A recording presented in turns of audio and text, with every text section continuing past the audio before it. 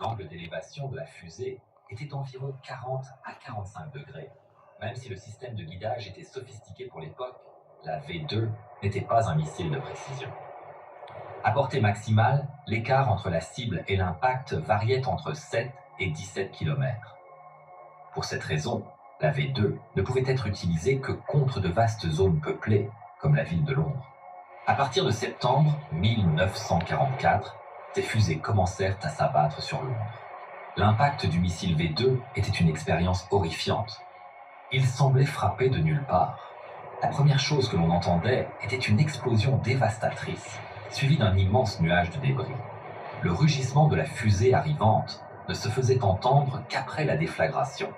La violente secousse causée par l'explosion pouvait être ressentie à près d'1 kilomètre à la ronde. Après la fin de la guerre, les ingénieurs américains, britanniques et soviétiques montrèrent un intérêt particulier pour le programme de développement de la V2. Cet intérêt était motivé par le fait que la V2 introduisait plusieurs innovations majeures dans l'ingénierie des fusées, notamment dans la conception du moteur fusée.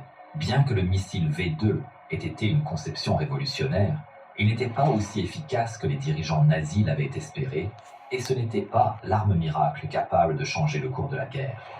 Il était trop coûteux pour être efficace, avec un prix moyen d'un seul missile V2 légèrement supérieur à 1 million de dollars actuels, soit 20 fois plus que le coût du V1.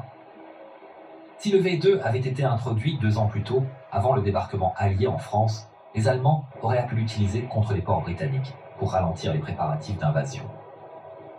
Étant opérationnel seulement à l'automne 1944, c'était simplement trop tard.